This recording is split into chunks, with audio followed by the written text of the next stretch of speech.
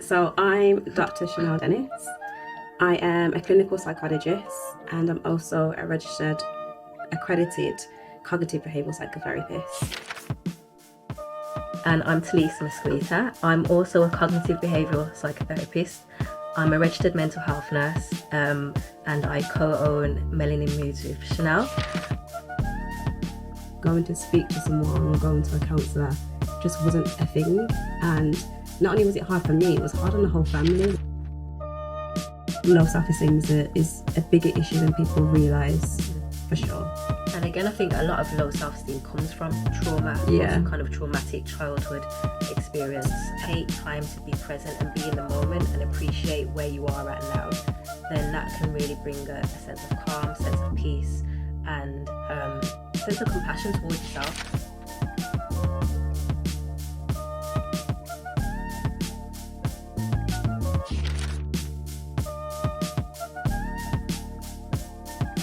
Okay, so today with this podcast, we're on a mission to really grow this platform, right, and cover a range of diverse topics, have a range of guests where we can have upfront discussions. So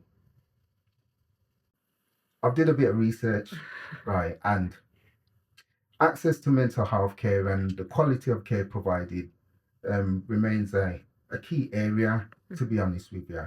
And there's a lot of people, I think it's estimated around 8 million people with mental health needs are not in contact with NHS services.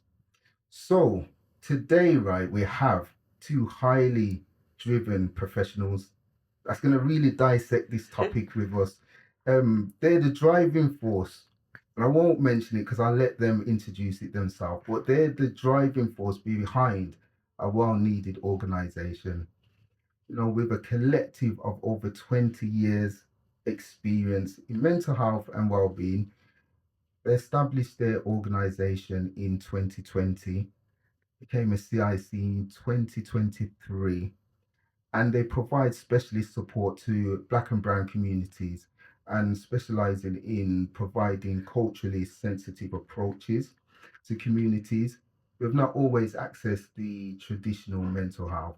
So today's conversation is really from a professional angle. But before we start, we'll let you both introduce yourself. Who are you and your professional titles? You definitely done your research. Yes. Thank you. I could hear some stuff on my website there. So I'm Dr. Chanelle Dennis. I am a clinical psychologist and I'm also a registered, accredited cognitive behavioural psychotherapist. So I currently work in a CAM service with children and adolescents mental health service, and also co-own Melanin Moods with Talisa. I know Talisa's going to introduce herself as well. But separately, I also own a independent organisation called New Haven Therapeutic Services. So that's a bit about me. Welcome. And I'm Talisa Mesquitta. I'm also a cognitive behavioural psychotherapist. I'm a registered mental health nurse, and I co-own Melanin Moods with Chanelle. I'm also a personal trainer, so that's my kind of sideline, and I'm also a mom as well. So yeah, one of the hardest jobs in the world. Definitely. And welcome to Upfront Discussions. And we've created this space really to have like raw conversations around a lot of topics where people may say it's taboo, things that people may not want to talk about. And I think with this platform, what we're trying to do is with the viewers, they leave with something. Even if it's one viewer leaves with that little bit of hope. That's what we're trying to do. But before we get into it, how's life treating you both? Busy? Yeah, busy. I think can't complain. Life is good, but I think it is busy because we do co-own Melanin Moods. Yeah. We both do work 4 days a week in NHS, and then we both separately have side hustles as well. And then Talisa is a mum, so we are balancing a lot of things at the moment. So Yeah. life is busy, but good at the same time. Can't complain. And I see how active you are because we've been doing our research. And we see we're going to talk about it anyway today, all the stuff that you're involved in. But with every guest, I'm going to ask this question for the viewers to really understand the things that you most care about and why you do the things that you do, and really why Melanin Moods is so important to you both. Mhm. What are the key moments in your life which influence what you do, and what drives your passion on a day-to-day basis? Mm. Well, I think there's a few really. I think being from a Caribbean background, Jamaican, Rasta dad, Christian mum, Rasta like uncles, and just a lot of different influences growing up. I just feel like the way that mental health was not talked about had such a massive impact on how I viewed it, especially when, and I don't mind talking about it because I do talk about it quite a bit, losing my twin sister. So I'm an identical twin. I lost my twin when we were 9 years old.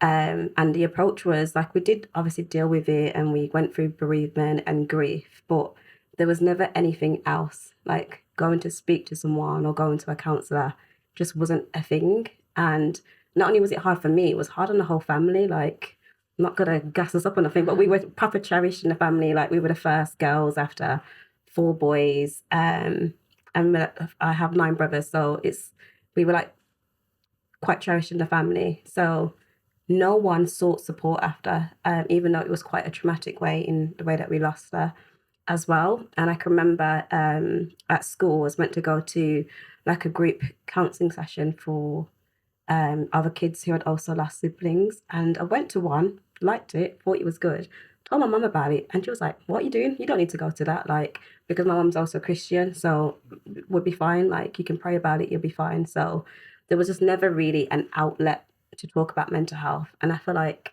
there's family members or there's just friends or people growing up seeing who have now looking back, I can see mental health problems, but it was just never a thing. It was just that person's eccentric or that person's just as how they are.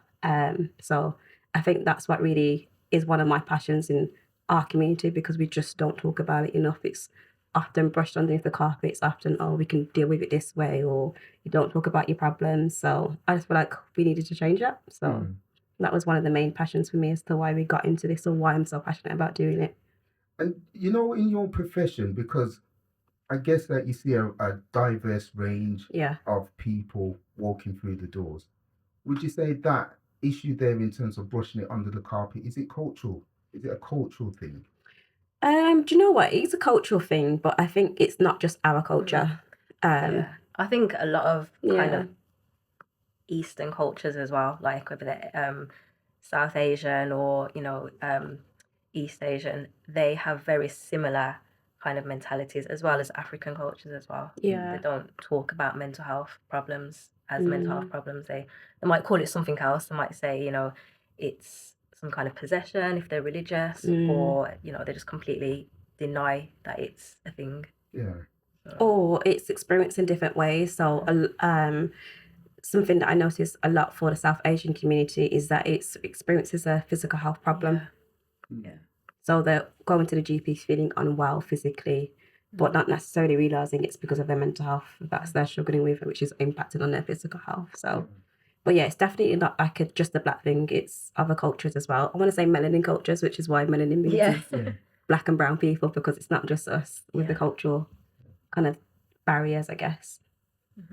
And for you, what if someone was to click on this episode now and they really wanted to understand again why you decided to go down that professional career, and in terms of what drives you with the Melanin Moods, what are the key things would you say for you in your journey? I guess similar to Chanelle. So my cousin, and again, I don't mind speaking about this because she has come to our events and spoke about her mental health problems. So my cousin was diagnosed with schizoaffective disorder when she was around 20, I want to say. It was not long after she'd had her son.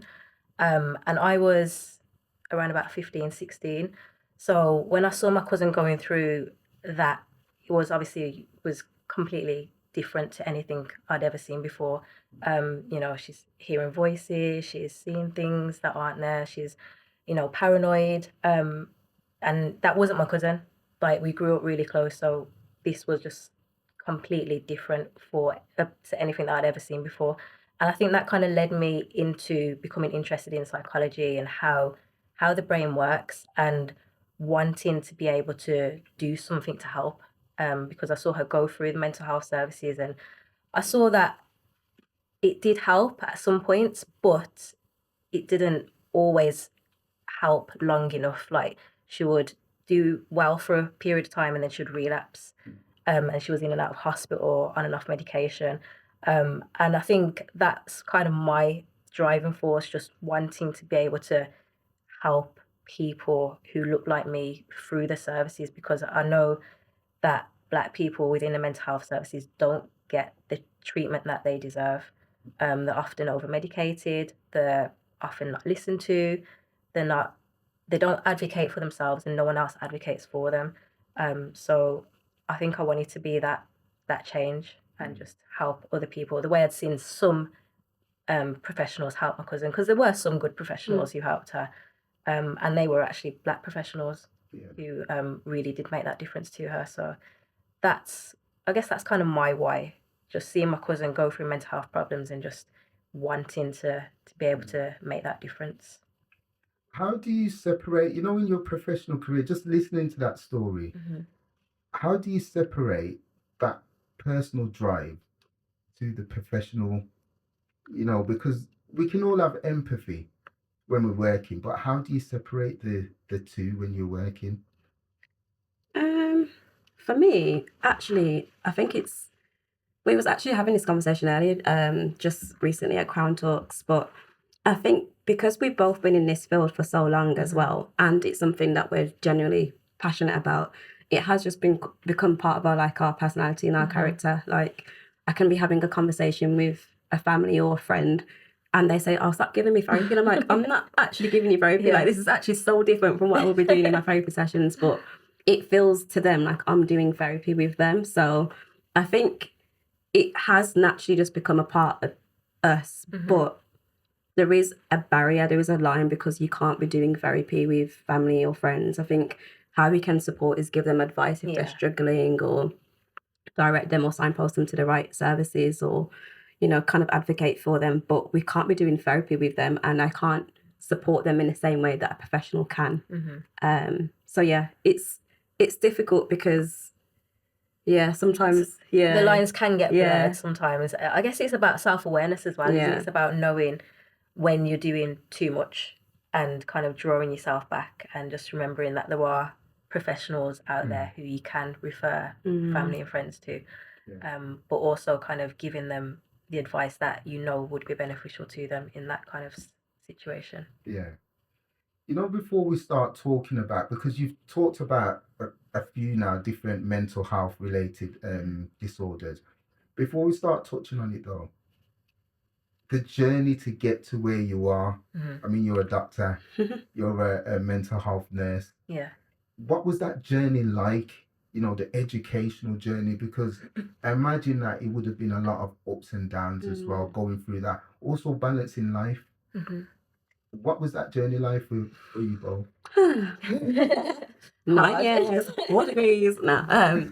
So for me, it took a total of 9 years. My first degree was in psychology, which is we both had that degree, and we both studied at the same university, just 2 years apart, but we didn't know each other then. So we both did psychology. And then for me, I went on to do 2 postgraduates in cognitive behavioural therapy. So that's why I'm also a cognitive behavioural psychotherapist. And then they were both a year long. And then after that, I did my clinical doctorate in clinical psychology. And that was 3 years long, full time. But if I was to do it part time, it would be like 5 years or something like that. But I did it full time. So I guess I'd say it's a long journey. I think when I did psychology, I never anticipated, 1, it being a 9-year process, or 2, like the ups and downs that life would take along the way. But psychology undergraduate, that was a vibe, I'm not gonna lie. It was easy, I was there for the social side of it. I'm not gonna say it was easy, because getting a degree is not easy. It is hard, but it's also, you're a student, you're still quite young. Like, a lot of the uni life is about partying, being outside and whatever. So getting a first degree, that wasn't so bad. My second one, I actually moved away to London. So I think being away from home for the first time, because I stayed in Birmingham for my first degree, that was probably the challenge, like trying to kind of build a network in London whilst also studying was tough. But again, I was still kind of youngish, so I kind of liked being in London for that time of my life. And then when I came back and did my third one, I actually literally just bought my house for the first time. So I was studying whilst like going through this journey of buying a house, having to like, decorate and, all of that kind of first home kind of stuff which you go through. So that was a bit of a challenge as well.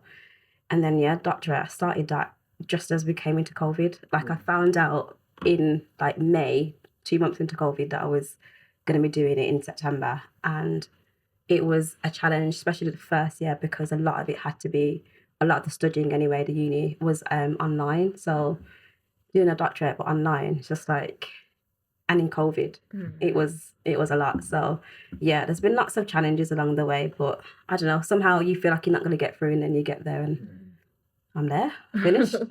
Yeah. And how was it for you? It was a challenge. So yeah, I did a psychology degree. I ended up getting pregnant in the final year. So that was a big bump in the road, but I managed to graduate. Thankfully, it was stressful. It was really hard because I was in a toxic relationship. So it wasn't a healthy relationship whatsoever. But I managed to graduate. So I finished that degree and then I was doing like support work for a little while. And then I knew that I still wanted to get back into like the kind of psychology side of things. So I did my nursing degree. So that was 3 years. So the psychology degree was 4 years. Did you do a placement year as well? Yeah, 4 years. So that was 4 years. Then I went on to do my mental health nursing degree. So that was 3 years. At this point, I'd become a single mom. So I had like a toddler. I was doing a nursing degree, which if anyone knows, Shift work. yeah, shift work, 12-hour shifts, night shifts, all that kind of stuff with a toddler. Single mom, it was really hard. But thankfully, I had like my parents to help out with childcare and things like that. So then I became a mental health nurse. I was a mental health nurse for about 3 years, and then I just realized that I couldn't do mental health nursing anymore. I just wasn't giving what I wanted to give. Like I felt like I was just giving people medication, not really seeing any changes to their presentation. It was like a conveyor belt. You'd see the same people, all the same presentations just coming in, getting better for a few weeks and then going back out and then come back in again. So that's when I kind of started looking back into the therapeutic side of things and knowing that I wanted to move into therapy because that's where I'd seen the most change with people who had like psychologists working with them.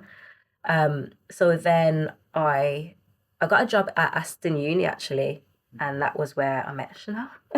Yeah. So yeah, met Chanelle, and I was a mental health specialist there for a year, and then I applied to do my cognitive behavioural therapy.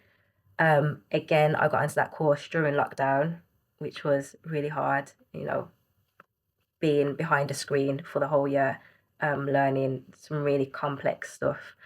And then, so then I graduated in that. That was a year.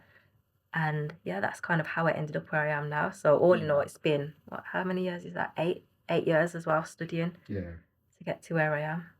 It just shows as well to the viewers that it's not an easy journey and it's not something that is you can do it in a year or two.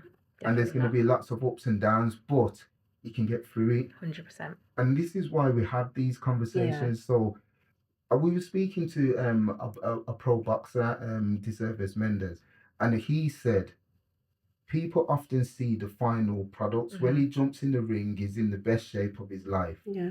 They see the final product, but they don't see the work that happens to get there, the sacrifices that he's had to do to get into the ring. Yeah. And I think it's similar to what you're both saying now. People see the end product, they see the Melanin Moods, they see all the events that you're doing.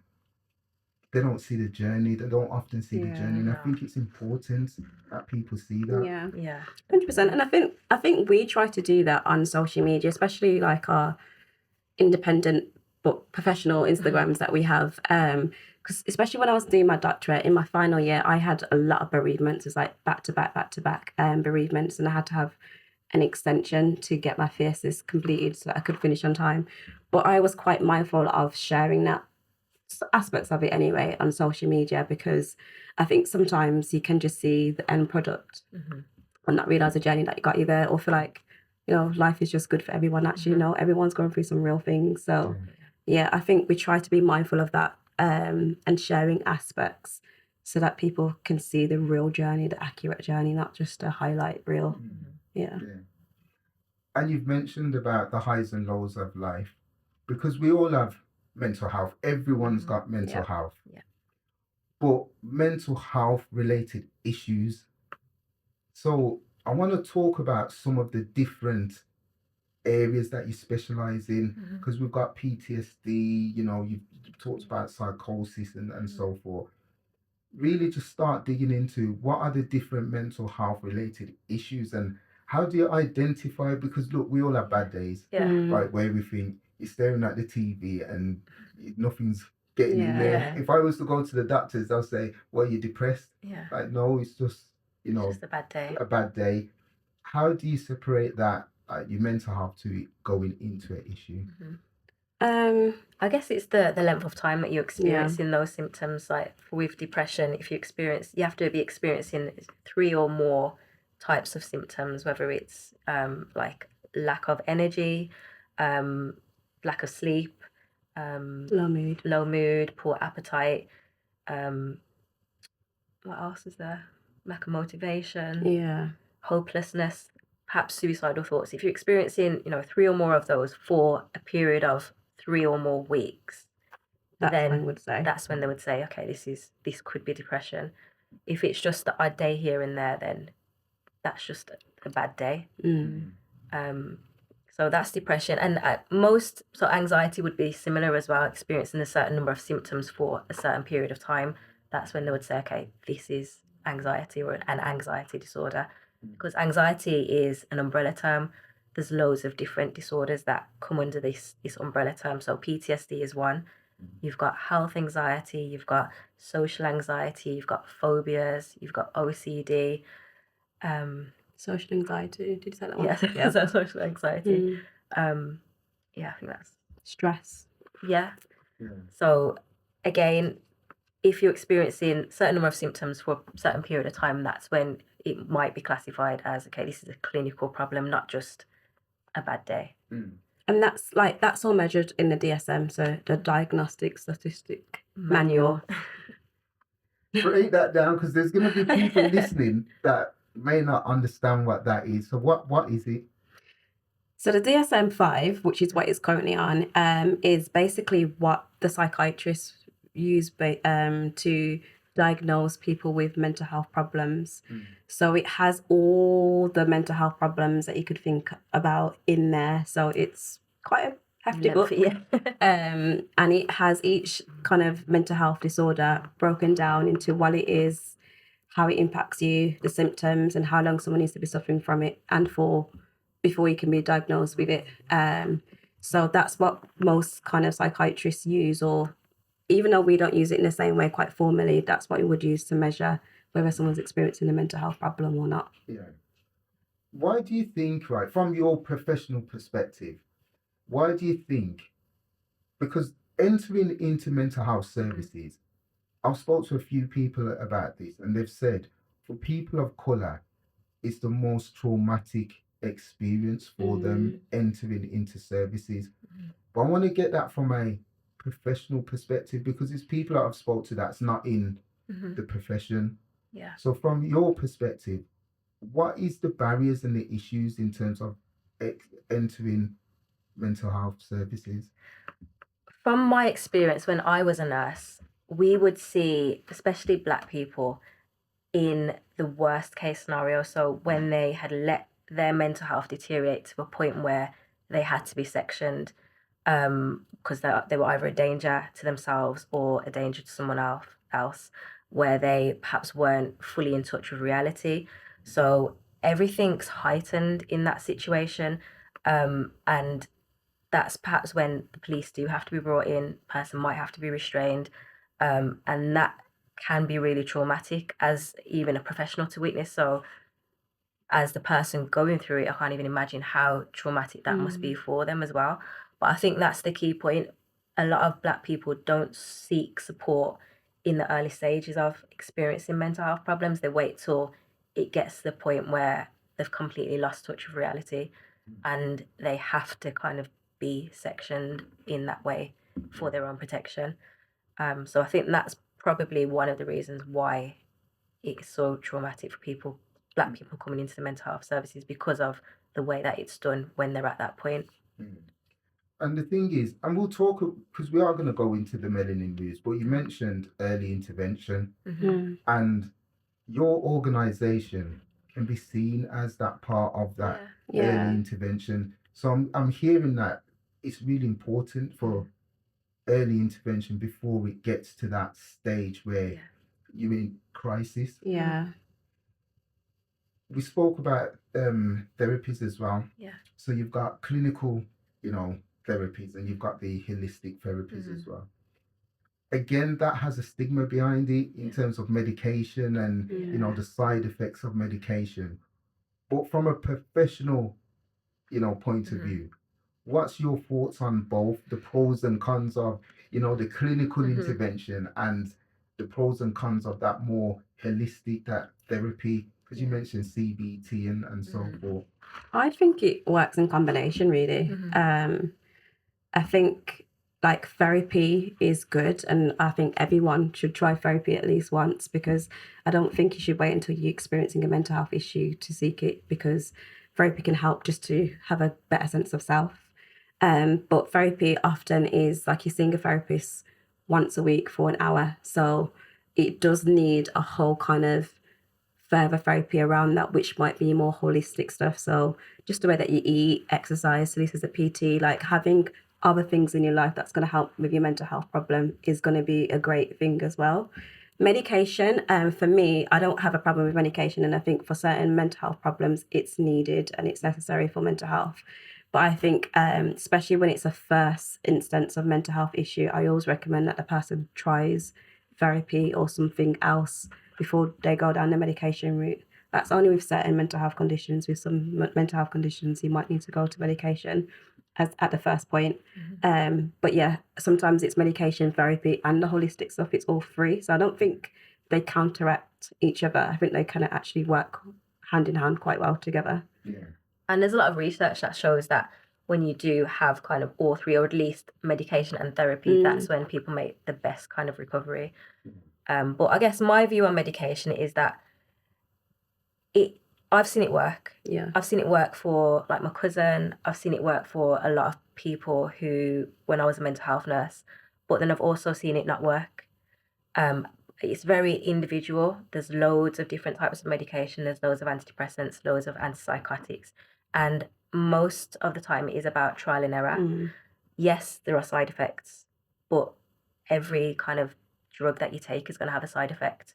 So it's about weighing up the pros and cons of it. Are you going to benefit taking this more than, the few side effects that you might experience? And if you are, then, it's worth trying it at least. And we always say, like, if it was a physical health problem like diabetes or high blood pressure, and the doctor said, oh, you got to take these statins or metformin, you take it because you have to take it because it's going to help you. So why is taking medication for your mental health any different? You know what? With medication, though, this is my view. Some people, and even myself, you don't want to be dependent on a medication for the rest of your life. Right? So with that treatment journey, would you say that medication, if you're taking medication, is that something that you have to be prepared to say that you may be on this medication for the rest of your journey? It depends really, and it depends on it depends on the mental health difficulty that you're experiencing, because with some mental health conditions it might be that medication becomes a lifelong companion for you. But for certain conditions, it might be that you just need it for a period of time to help improve the mental health problem that you're having, and then you can be taken off it. but you would never just stop it either. Always going to be weaned off medication, but not because it's addictive. We did a myth busting one on this, didn't we? It's not addictive. There are certain medications that are addictive, like your lorazepam, diazepam, which are prescribed in small doses for that purpose. Yeah, but and for limited amounts of time. Yeah, and it's usually closely monitored by your GP, so we'll be checking in on you just to make sure you're not becoming addicted to it. But in general, most medication for your mental health it's not addictive. And it's not long term. No. Unless you're under more severe and enduring mental health problems. Like if you're, because I know with people who have like psychosis, schizophrenia, it can be prescribed as a depot, so an injection. So that is, I guess, longer term because it's in your system then for the duration of however long it lasts, whether it's a month or 6 weeks. But that's not to say that you can't come off the medication, because as I said, I've worked with people who have come off medication and gone on to live relatively normal, healthy lives.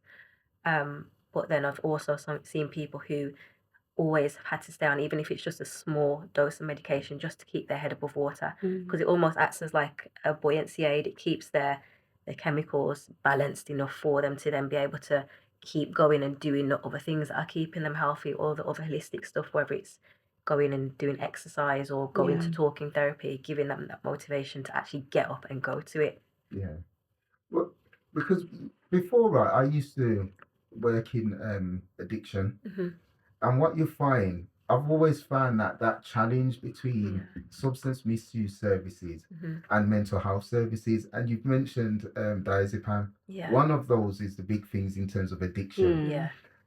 What I was finding in that profession is you can't get service users into mental health treatments while they're in their chaotic behavior of substance misuse, because it's mind altering. Yeah. What we were saying though is they're doing that as self-medication.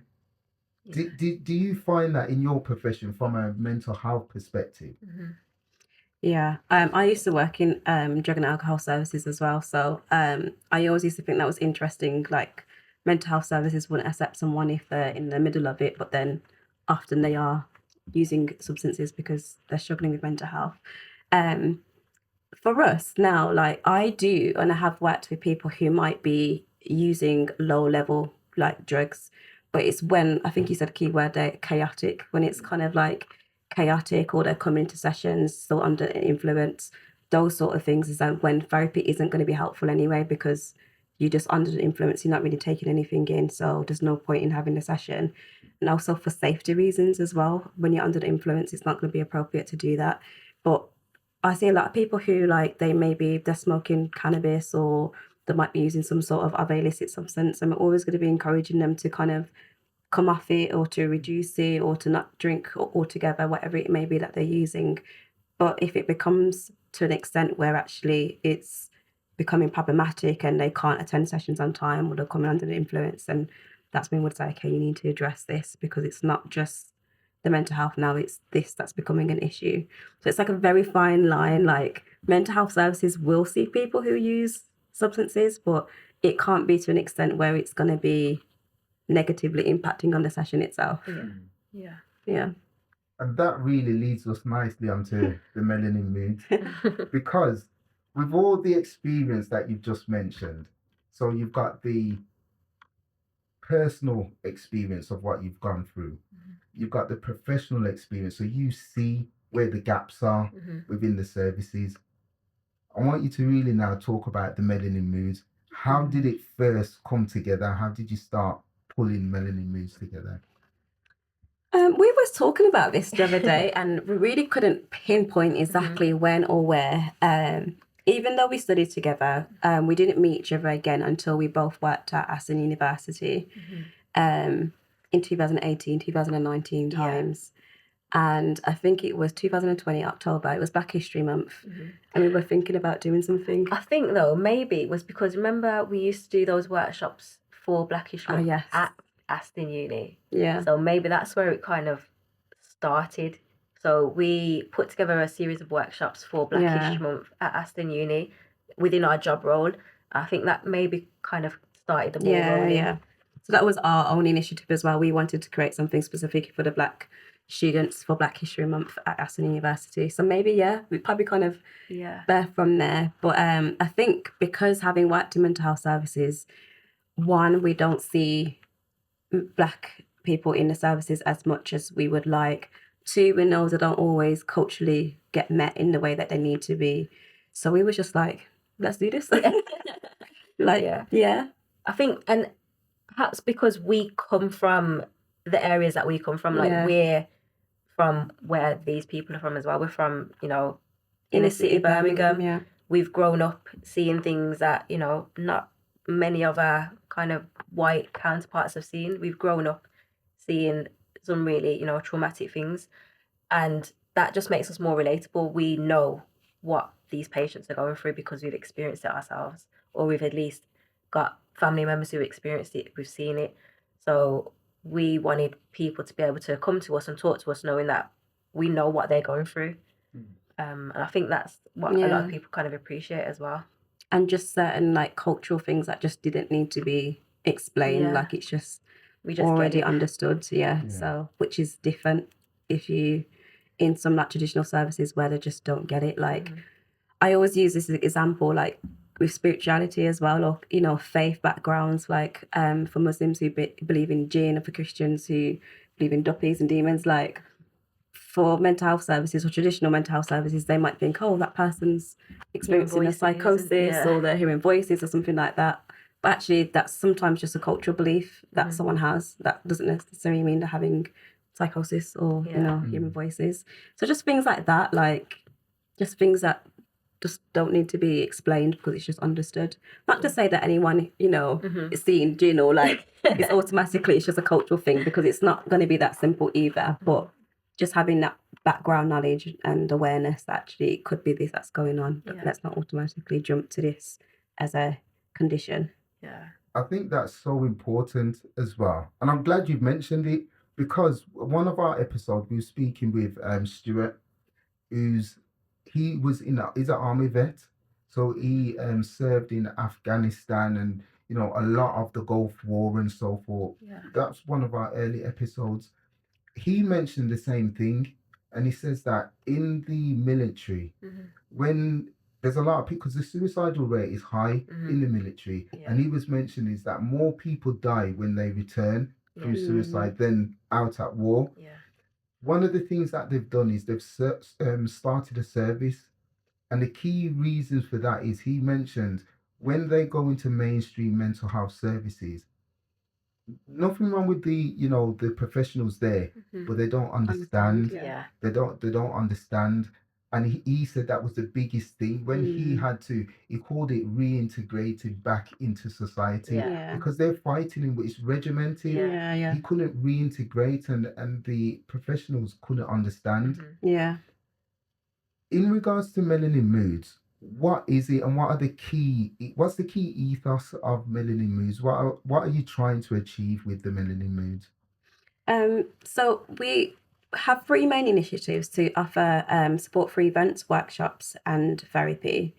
And it's melanin mental health, so it's providing support that is culturally sensitive. So we have events in spaces that are, accessible to Black and brown people, like the barbershop. We had a hairdresser. We had a hairdresser's event for Black women.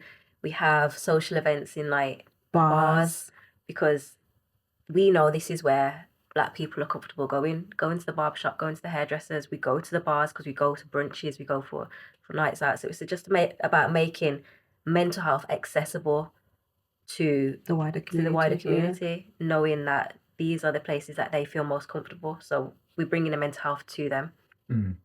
Not necessarily going to come to a mental health hospital or healthcare centre, or that might feel like too much for them, but they'll come to the barbershop. What I'm interested in, because I want to go on that barbershop, the Barbershop Chronicles. Right. I want to hear why you started it, but I'm really interested in how did you tap into that? Because when I go to the barbers, I don't mind sitting in the barbers for hours waiting for my haircut, because we're in there and we're just talking.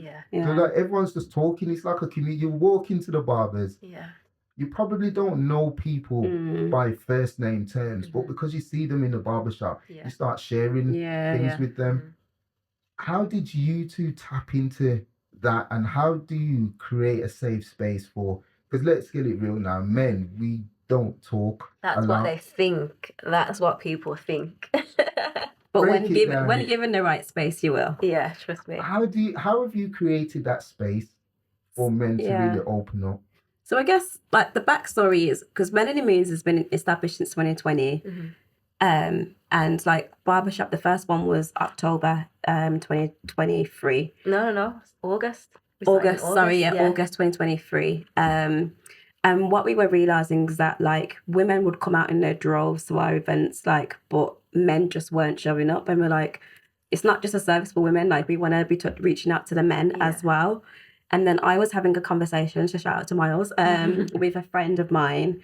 And he had a conversation with Rowan, who we partner with on Barbershop Chronicles, because he is a co-owner of 7 Star Barbers, just about men and their mental health and all that kind of stuff. And then when I was having a conversation with Miles, we were talking about what would be helpful and what men would need, and what the barbershop is to the black man. We were trying to figure out how we could reach black men. Like, where do we go? What do we do? How do we get them to get involved with our events, kind of thing? So that's where it kind of started. And then like we obviously had a bigger meeting about it, discussion about it, and we was like, yeah, it sounds like a great idea. Let's do it. And then we got in touch with Rowan, and he was on board straight away. So it literally started, one, because we knew that men weren't coming to our stuff, even though it was for men anyway. And two, just having a couple of conversations that we're having separately, and then conversation with a friend, and then just thinking, actually, that's where it is. That's where men are in the barbershop. Yeah. And then since then, it's just been rolling every month, and you come now. That's and good. You talk, and you don't stop talking. So that myth that black men don't talk is definitely that. It's a myth, because they come and we always aim to finish at 9:30. After 10, we're still there chatting. Well, they're still there chatting. Yeah. So I've had to introduce a bell. Oh, is it? I've introduced a bell, which I ring every so often. Like, guys, come on, let's wrap things up. Yeah. I'm always the one, like, I know you guys are chatting, but I've got, home to get to. So I'm always the one that's, guys, it's like 9:30 now, it's 10. You have to go home, but you've got to leave here. I think that's just testament to the space that we have created, and how comfortable they feel being in that space and amongst their peers and just being able to talk. Even though we did think initially, will they kind of talk because we're women? But no, it hasn't stopped them. And in fact, I think we've had feedback saying that they kind of prefer that it is us as women facilitating it. Yeah. Even though it is an all men's space. Yeah, we're literally the only women that are there.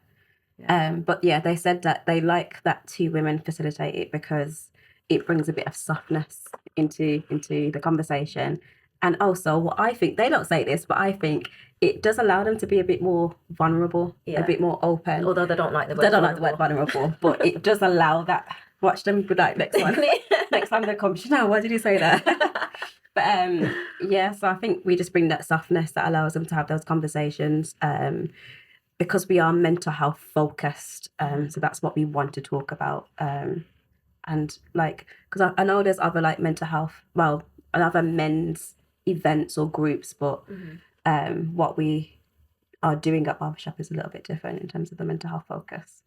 I think the difference as well is you're hitting it at a point where you're not just setting something up, right? You've got that professional backing, right? So you kind of know what you're doing. And as you mentioned, you started the events and you identify that a lot of females, or men are not going to these events. So you're really researching it. It's intentional. And I think that's why it's so successful, that you're not coming at it at an angle where, okay, you're just doing it. Yeah. No. You're going off, as you said, myths and so forth. Yeah. You've studied things, and you're looking at it from an angle, from not only just a professional angle, but from a community angle as well. Yeah. The thing that I want to talk about, though, is, as you mentioned a few times, trust, right? And in your career, there's things like, we know about confidentiality and so forth, and trust. And people often don't trust people that look like themselves, right? And there's a podcast that I listen to, I watch a lot, like when they were posting. I really liked it, and you were both on this podcast.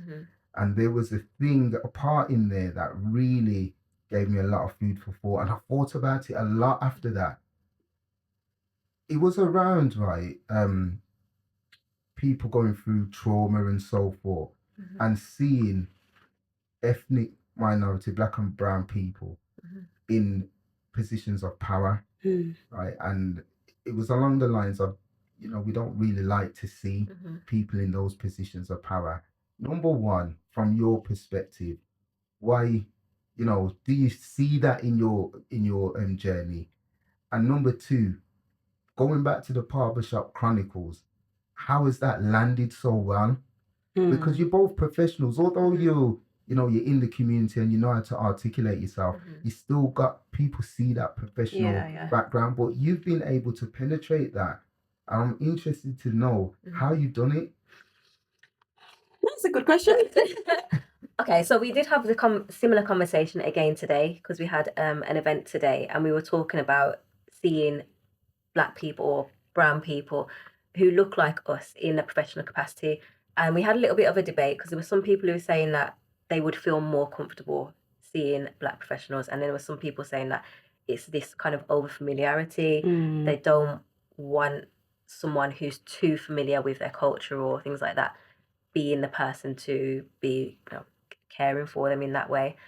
I don't know, it's a difficult one. I think it is very personal. Yeah, I think there's a number of reasons. Yeah, I personally would always kind of want to have a professional who looks like me, because I feel they're more relatable. They've perhaps gone through similar things, and like Chanelle was saying before, there's certain things you just don't have to explain. Certain nuances that you, as a black person, you're more likely to just get, as opposed to being like a white professional. But then on the flip side of things, having someone who is too close to home can or could be quite uncomfortable for some people. I don't know. I think it's very, very individual. Yeah, I don't personally think that there's a collective reason as to why some people may not want to see a black person or someone from the same background. I think it is really individual, but I think some of the common themes that we've seen or we've heard as to why is because like Talisa already said, the over familiarity, but also confidentiality. Even though like mental health professionals are bound by confidentiality, like they still have that fear that that person's gonna be chatting my business. But so and especially if they're kind of from the same cultural background or the same community, they feel like this information is going to be shared about, or I don't really feel like it's a safe place, or you might know someone that I know. And it's that kind of trust and confidentiality that they don't like. But I don't think that's everyone's experience, because like today was definitely a split crowd. Some people was like, yeah, I love seeing black people at that level and seeing a black person if I can. So it's really individual, I think. As for how we navigated it, I don't know. I feel like what I would say is that we're authentic. Even though like we are like professionals and we've got multiple degrees, like I think we're still just us. Like we're just real, I think. And I don't think we try to. We're authentic with it. Like we don't try to put on our snap us being out partying, drinking, but we'll also show us being professional, and I think that makes us perhaps a bit more relatable. People are like, okay, this is really them. Like they're about what they say they're about. They're not kind of putting on the front. They're not trying to be anything but who they are. So. Yeah. Whereas I feel like when you see a professional who maybe not from your background, or just like a professional in like traditional settings, you don't necessarily get to see them in the same way that they see us, I guess. I think perhaps like that fear of judgment, like we're not gonna judge you with whatever you bring, because chances are we've seen it already, like within our personal lives or professional lives, we've seen everything. I can't think of a scenario that I perhaps haven't seen or experienced in some point. So, and that's why earlier on we was talking about switching roles. And I think this is why it works so well, is that you're in the community, so you can switch roles there. But if to create a space, you talked about confidentiality and so forth. You can switch into the professional Yeah, yeah. aspect, and I think that's the problem with mainstream services is that you can't flex. Yeah, yeah. Mainly because of the red tape. Let's get it real. Yeah. If you work in some of Yeah. these organizations, there's a lot of red tape. Yeah. But because you've set your organization up, you can flex and Yeah. flip between. You talked about, going out and so forth. I'm in the community with people. But when it's time to be professional, Yeah, I can switch on my professional Yeah. hat and articulate myself in a way that, it's going to allow you to feel safe. Yeah. Post-traumatic stress disorder, what is it? PTSD, post-traumatic stress disorder, is a traumatic response to an incident that you might have experienced. So it can be like a single incident, like, I don't know, a significant road crash, and you start to have symptoms such as flashbacks, where it feels like you're back in that moment and it's happening all over again. So we call it re-experiencing, or nightmares, where you're waking up from having a dream about being back in that incident. But can also be complex, where it could be multiple traumas. It could be that you've been in a road traffic accident, but you've also experienced, a lot of abuse growing up, or you've had lots of trauma throughout your childhood. But PTSD, I think often we use that term when really we're talking about trauma. PTSD is a very specific type of symptoms that you experience in relation to trauma that you've had, but you can have trauma and not experience PTSD. So those are two of the main symptoms that you also need to be experiencing to be having PTSD specifically. So the flashbacks, the re-experiencing, and the nightmares. The reason why I'm asking about PTSD is that there's two things really, but I'm going to start with a couple of years back. Conan did a documentary, which for the first time, for me anyway, you really saw someone going through therapy. And I think that started to open the doors for people to have conversations.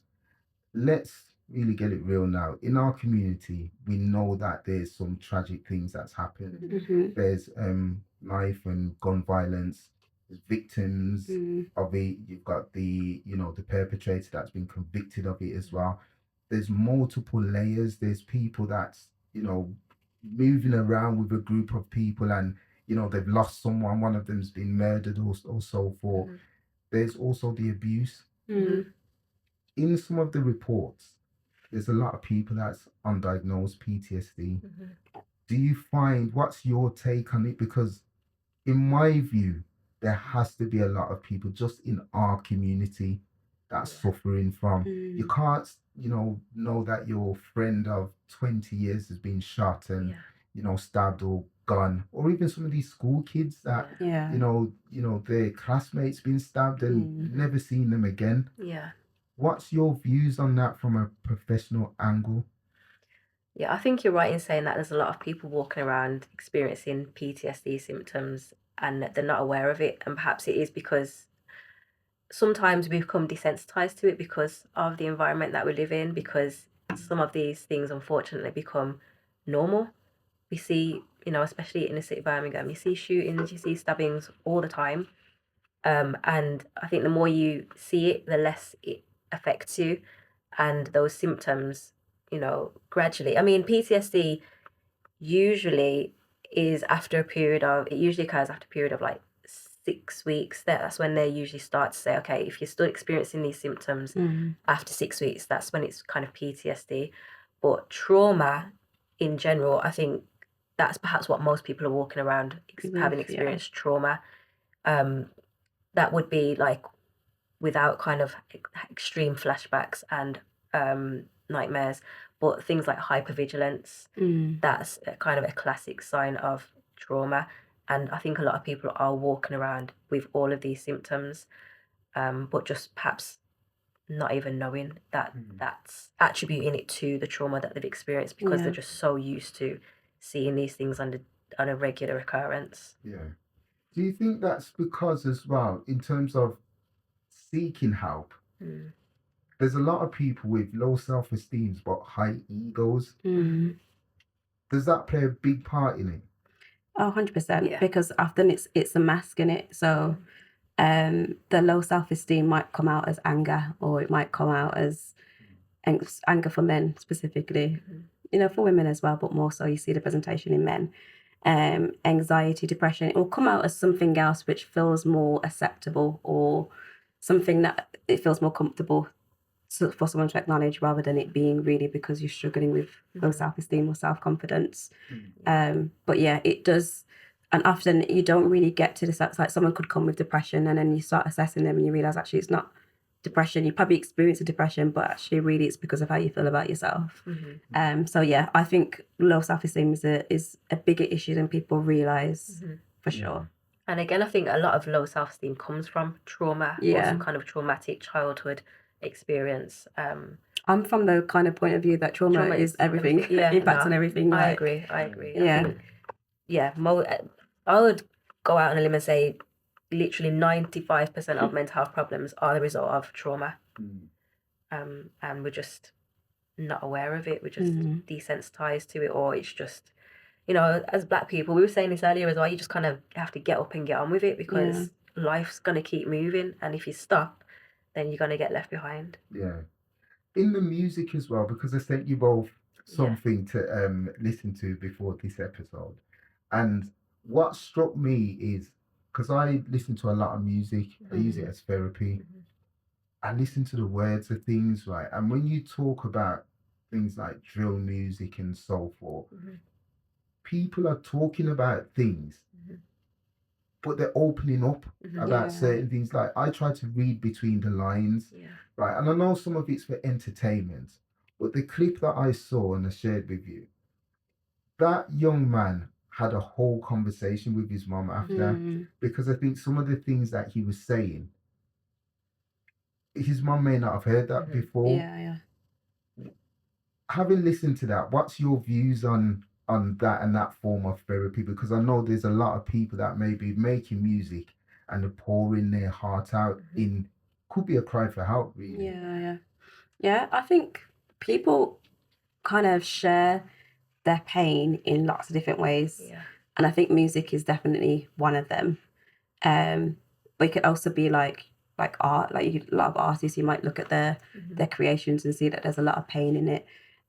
So yeah, definitely if you're of a creative nature, you might talk more about your mental health in that format, because again, it feels more acceptable. It's easier to do. And I think a lot of the drill music or the rap music is a lot of people talking about their pain, but in a format that they can is accessible. And maybe they're putting it out there thinking that there's not going to be many people who actually sit and listen to the lyrics. It's just about the beat and how it sounds, not actually the content of it. But in reality, what they're doing is, as you said, using it as their kind of therapy. I mean, in CBT, we encourage people to keep journals and to write their feelings out if they're not able or willing to kind of talk about their feelings. So if people are sitting and writing a song, that's journaling. That's them getting all of their emotions that they're keeping locked up out. So I think it is really, it's a really useful thing that can be used to help, especially Black men, if they're, if they're good at writing music. Definitely encourage them to use that as a tool to kind of express themselves. But yeah, I think anything that helps men in particular to kind of express themselves is beneficial. On the flip side of that though, I feel like some music also desensitizes people to certain traumas, and then it kind of becomes again like this is a normal thing when really it shouldn't be normal. But you're listening to it so often, and you might be seeing it as well, so you do become desensitized to it. But on the other side, music can be a massive outlet for a lot of people, especially Black men, I think. But even women as well, like just listening to music, like we had a check-in today, using songs, like using a song, describe your mood with a song lyric or song choice. So music is massive, I think. It can be really powerful. What's your views, right? Because things like loneliness now, loneliness, loss and bereavement, there's a stigma around people that, well, I think people see that there's a stigma around admitting that you're feeling lonely, because no one wants to really talk about it. People's got friends and so forth, but when they go home and things like that, they feel lonely. how do you tackle that area? Yeah. I think people can feel lonely even when they're going home to people as well. So it's not if you're just going home To be by yourself. alone. Yeah. You can be in a whole group of people and still feel lonely.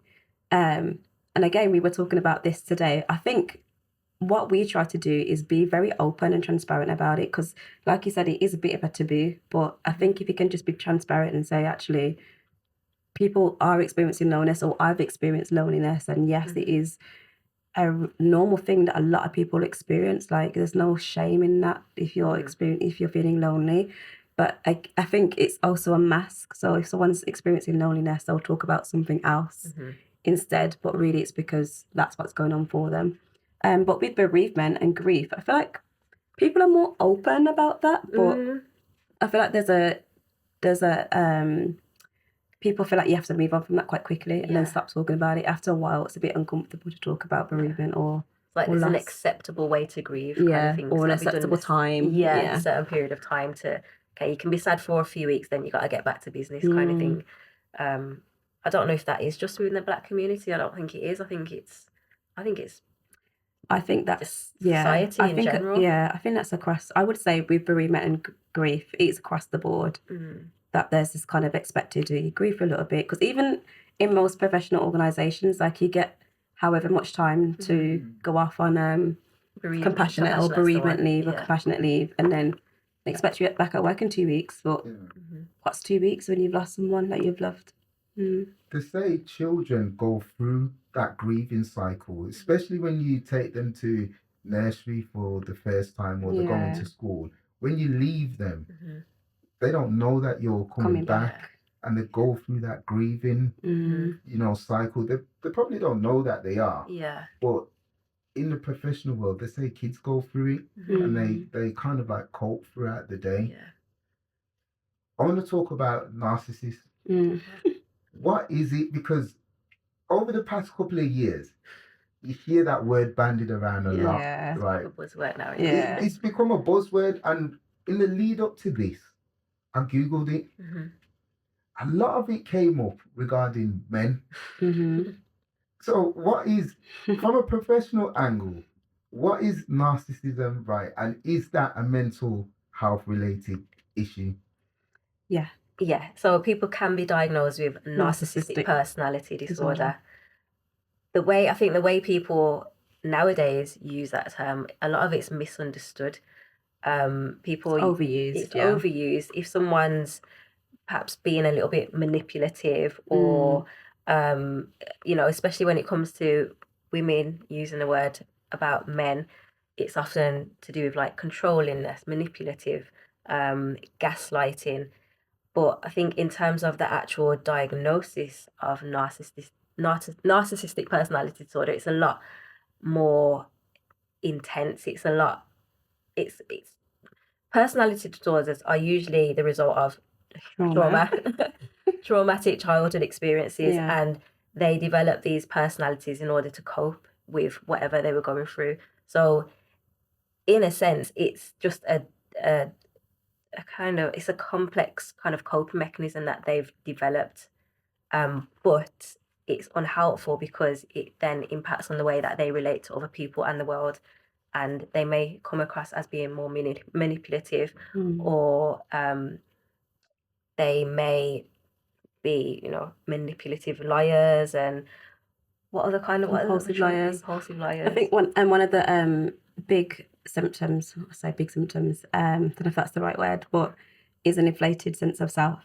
So like very egotistical. It's all about them, grandiose, their needs, very grandiose, their wants. They don't really care about other people's thoughts, feelings and emotions. But as to why more men might have that diagnosis, I think it's because there's lots of different personality disorders, and there's another personality disorder called emotional unstable personality disorder. It used to be called. Yeah, I was going to speak about that one. I'm glad you picked that one up. God. But that one, women will have more of it. So I think, in essence, in some of these, and lots of people will say we should throw away with the whole diagnostic stuff anyway. But in essence, more men get diagnosed with the narcissism personality disorder because of the characteristics that are in it, which are more I don't want to say more likely to be seen in men, but Yeah. it's more aligned with masculine personality Yeah. or traits. And the way they kind of the way they behave Yeah. and express their emotions, because it's about them not being able to regulate their emotions Yeah. or express them in a normal, healthy way. Yeah. Yeah. But then the flip side, women will get the EUPD one, so Yeah. emotional stable, because women are more emotional. So And men it's get about how they narcissism, express women it. get the emotional. So it's, Yeah. but it's not to say it's right or wrong. But I think sometimes personality traits or gender traits come into some of the way that people get diagnosed with it. But you are right, more men get diagnosed with narcissism. You know what? This is why I'm glad I had this conversation, because in the lead up to this, and again with my Googling and speaking to people, in my mind I was thinking, wow, is it gender specific? It can't be. And I'm glad you've touched on that to say, you know, women do, you know, have those traits as well. So it's obviously men is more prevalent with men, but it's that balancing out. And I think this is why this podcast is so important, is where we're showing a whole view. What I want to ask you though now is, when we talk about grandiose, and you know, that sense of entitlement, you see that in, you know, chief execs, CEOs, and that they have that kind of like personality traits. They have to in that high profile role. With kids though, especially, and I'm gonna go down to mothers, right, with their sons. You know, their son is, you know, they have everything, they're the best at doing things and so forth. Can that turn into that sense of entitlement when they're older, right? And does that, I don't want to say they become narcissists, but that does that create a risk if it's not managed properly? Yeah, I would say so, because when you're, you know, as a child, the way your parent treats you or the way your parent treats anyone else, that's your blueprint. That's what helps your personality to disorder or your personality to develop. So anything that you witness or experience in those early years, that's the foundation. So if you are being treated as, you know, you get whatever you want kind of thing, your mom's bending over backwards for you, you're going to learn to expect that. That then becomes a part of your personality, because that's what you've seen growing up. So, you know, that's why I was saying earlier, a lot of personality disorders are the result of experiences that you have in childhood, because that's when the brain's forming. That's, you know, that's the key time for individuals to learn about themselves, about the world, how they're going to operate growing up. So yeah, it's always a risk, I think, if you're having those kind of experiences as a child.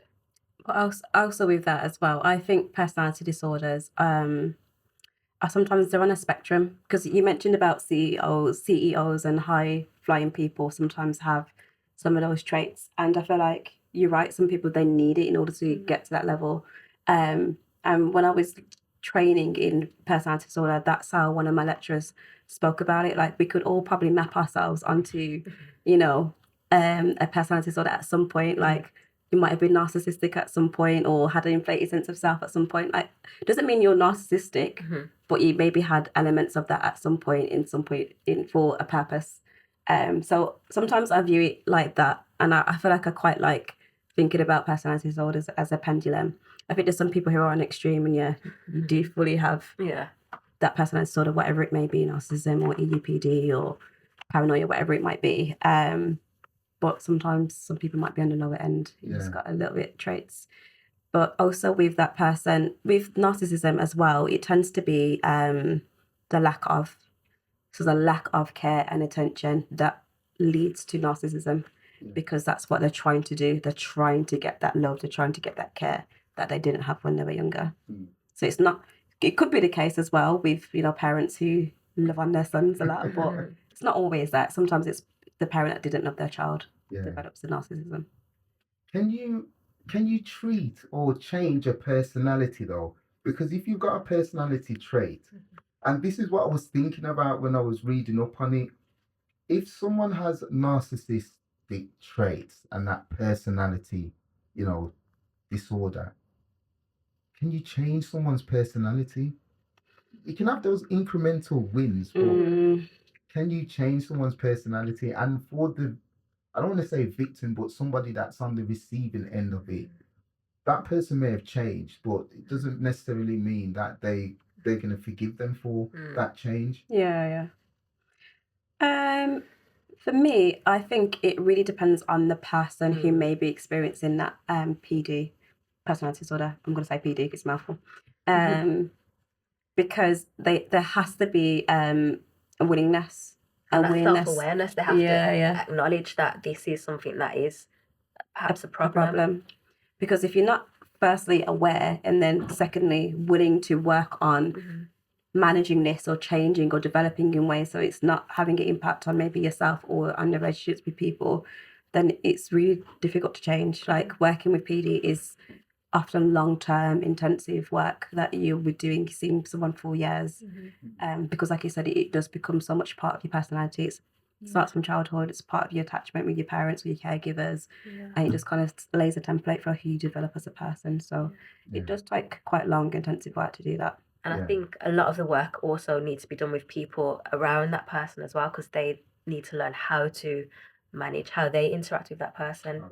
Because you know, we can't change a person. The only thing you can kind of change or control is the way you respond or react to that person. So if you know that saying or doing some certain thing might cause the person to react in a certain way, then you need to change how you treat that person, say something to that person, behave towards that person. So I think it's a two-way thing, especially when you're working with like people with personality disorders. With the Melanin Moods, because I've saw, you know, over the years a lot of organizations that are mainly predominant for black and brown people. But with the Melanin Moods, I see that it's bridging a gap. Is there a future intention to open up the remit of people that can access the service? Well, we already say, like, a lot of our events, like, it's actually open to everyone. There's certain spaces which are specifically for black people. So, like, the barbershop at the moment is specifically for black men or, you know, men who identify as black. Because, you know, you could be biracial or whatever. And so is Crown Talks as well, which is the hairdresser one, specifically for black women. But like our events, our workshops, like they're open to anyone from the community. And I was having this conversation recently with someone who is white, and she was like, I've been seeing the events and I really want to come, but I didn't know if I was allowed to. And I'm like, yeah, you're allowed to come. Like, we're definitely like, and it's in one of our videos that's pinned at the very top of our social media page. Like, our specialism is providing that space for black and brown communities, but it doesn't mean that you can't come. And actually, I think it's quite important for you to come. Because you should hear more and learn more about the black and brown experience. So like, I wouldn't say that we're closed now, but we have closed events. And we do want to keep those events specifically for black people because we need our safe spaces too. But everything else is open. Like, we have workshops, you're more than welcome to come. Events, more than welcome to come. And we do sometimes, like, we'll have the odd person from a white background or Asian person that will come to our events or workshops. But certain spaces, black specific. And that's why, you know, I brought that up because, again, we spoke earlier that in terms of you're able to pivot and flex around. And I think it's important that whilst you have your closed spaces, that you also have a space where it's open, because I do think that the Melanin Moods can grow, right? And it will grow. From the things that I've saw, you know, it's big, and I know that it's needed. So that's why I say, have that open space. But at least people know now we're saying, guys, you can come. Yes. But if someone was to click on this and only see this section, right? What are the 2 top tips? And I'm going to ask both of you, right? What would you say the 2 top tips that they could do to manage their mental well-being? First thing that I would say is reflect, because I feel like us as just people, we're so busy. Like, we're just always going through the motions of life, going to work, manage your children, relationships, whatever you might be, that you never really just stop and think. And I think when we have more time to stop, think, and reflect, we become more aware of, actually, do you know what? The last couple of weekends, I really struggled to get out of bed. And it weren't just because I was tired, it's actually because I'm feeling quite low. But if you never give yourself the time to like stop and reflect and think about how you're feeling, you're never going to realize that something might be going on for you, or you might be just going through the motions of life, not addressing things that need to be addressed. So that would be my first tip, to have that specific time where you stop and you think, do you know what, how am I feeling? What's been going on for me? Have I had any struggles? Is life good or is life bad? Like, what's really going on for me? And the second one is to talk. And that could be talk to a professional, it could be talking to a friend, it could be talking to a family member, but talk, because I think once you've had that time to reflect and you feel like, actually, do you know what, I am struggling, we just still carry on. But actually, you need to actually share that with someone. I think, do something about it. and do something about it. So talk.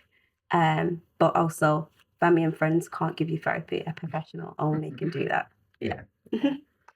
So I would say the same as you, reflect, but I'll say something different. So definitely reflect.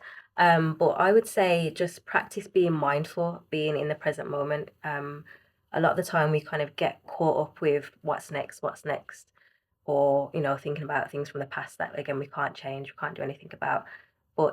And that can keep any problems like anxiety or depression going. But if you actually just take time to be present and be in the moment and appreciate where you are at now, then that can really bring a sense of calm, sense of peace, and a sense of compassion towards yourself. So definitely being mindful, being in the present moment, and just appreciating and being grateful for where you're at now. And then my second one would be exercise. I'm a personal trainer, so I'm an advocate for fitness, exercise, moving your body. You know, exercise produces all of those feel-good hormones. It allows you to go to spaces and socialize with people. It's great for your physical health as well. You exercise, you're going to want to eat more as well. And as long as you're eating good, healthy, nutritious foods, because at the end of the day, we are what we eat. If we're not eating good food, then our body physically can't make those hormones that are going to make us feel good, because 90% of our serotonin, which is the happy hormone, is made in our gut. So if you're not eating good, then you're not going to feel good. So exercise and good, nutritious food. Where would you like to see the Melanin Moods in, say, 5 years' time? I'd like it to be bigger than Birmingham. So, because we had someone from America today. So Yeah, we did. I want to say that we are bigger, but we are mainly serving the Birmingham community. So I'd like us to grow and be able to serve people in different communities across England. I'd like us to have more staff. Yeah. More people doing what we do, and just meeting the needs of the community and being able to run some of the stuff that we facilitate ourselves more frequently. And I'd like us to have our own space, a community space where people can come to, our like a hub, and access our services, access our therapy for free. We want it to get to the point where, you know, we're able to give people therapy for free. It's all funded, so that we're reaching those people who can't afford therapy or don't want to go down the NHS route because waiting times, or just, you know, not necessarily going into the service knowing that they're going to be able to get a Black therapist. So yeah, have our own space and have funded therapy. Okay. Our previous guest always leaves a question for our next guest. I think this one, there must be psychic our guests are, you know, because this one, I'm going to twist it a little bit though, right? Because I think this next question feeds into mental health as well. Okay. So, what is your idea of success? And the reason why I say it feeds into mental health is that sometimes people are really striving for success in the wrong places, and it has an impact on them. So, what is your idea of success? For me, I think it's a range of things. Like, it's not just like, I think a lot of people will probably jump to and say like their work or their career and what they do.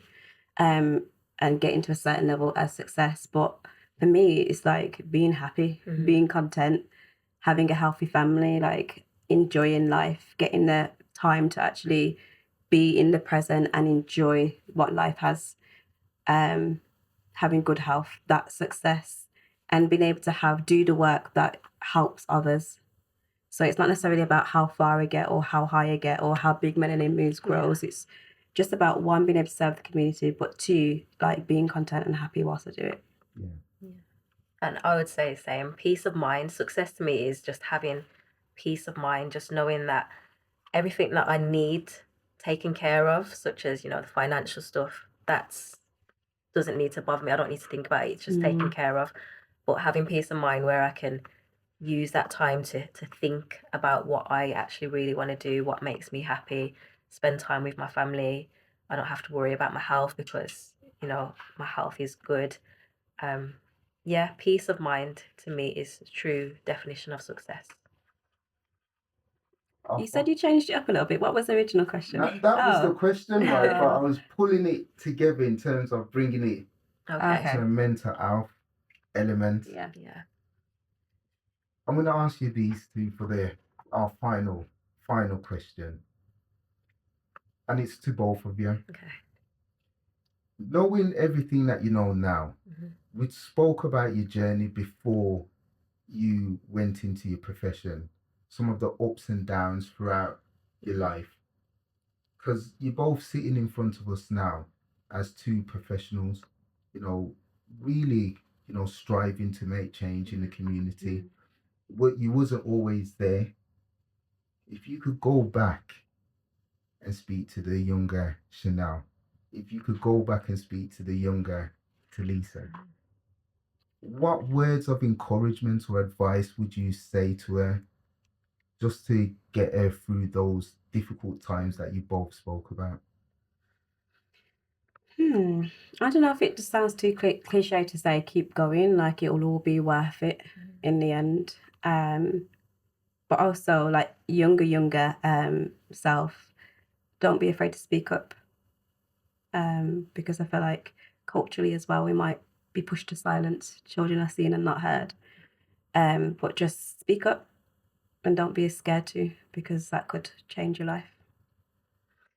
I think I would say spend a lot more time self-reflecting, just thinking about what you truly want, what's meeting your needs, what's not meeting your needs.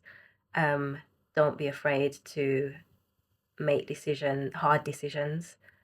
Don't stay in spaces where you're unhappy. And just keep going, because you're never gonna get to your destination if you stop. You have to keep going, but also just remember who you are, and just looking at things from different perspectives as well, understanding that people treat you the way they treat you because of where they're at, and not always taking that to heart, but also not staying there and allowing them to treat you that way. I think that's a perfect ending to the show.